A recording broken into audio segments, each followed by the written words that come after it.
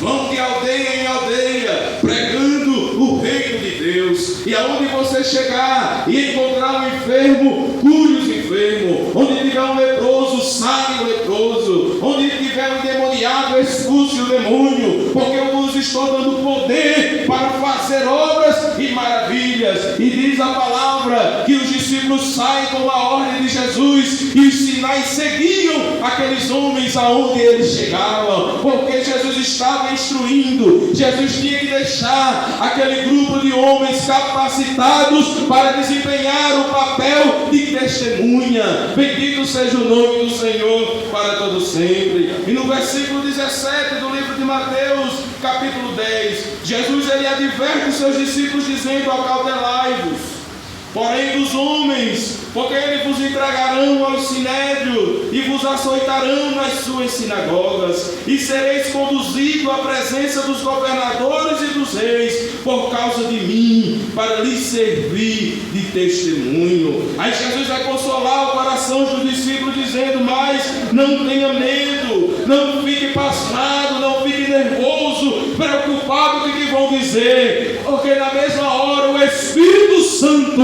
vai usar a boca de vocês.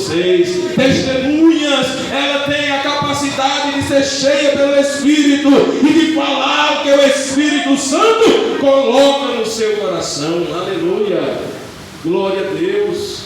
Testemunhas fiéis. No livro de Mateus, ainda no capítulo 11, a Bíblia diz que João Batista escuta falar de Jesus, escuta falar dos milagres, escuta falar dos prodígios. E a Bíblia diz que João Batista envia 2 discípulos a Jesus perguntando: mestre, tu és o Messias ou nós devemos esperar por outro? E Jesus chama aqueles 2 discípulos de João e disse: olha, fale a João aquilo que vocês estão vendo e estão ouvindo. Os cegos são curados, os paralíticos andam, aos pobres é pregado o reino de Deus. Sejam testemunhas a João Batista de tudo que vocês estão vendo. E nós vimos, irmãos, que quando Jesus ele começa a preparar os discípulos para a sua morte, e nós vemos que quando Jesus morre, diz a palavra de Deus que um medo entrou no coração dos discípulos. Porque o discípulo que outrora curava os enfermos, via Jesus andando sobre as águas. Porque outrora os discípulos que viam Jesus com apenas 5 pães e 2 peixinhos, levavam a multidão a saciar toda a sua fome. Agora, aqueles 12 discípulos estão olhando para a cruz e vendo aquele Jesus sendo crucificado.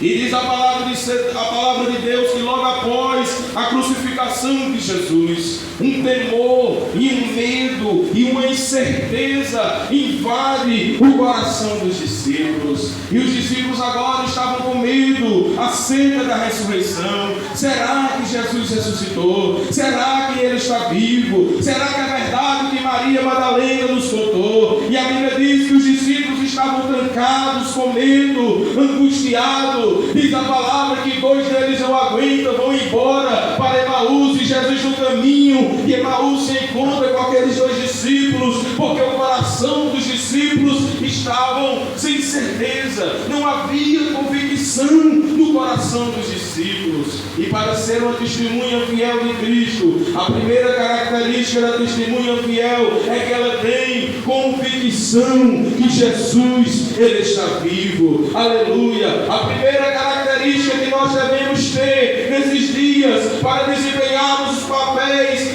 fundamentais como testemunha de Cristo neste mundo é ter convicção. Devemos ter convicção, aleluia, da vontade de Deus, do chamado de Deus, da presença de Deus em nossas vidas. Aleluia, glória a Deus.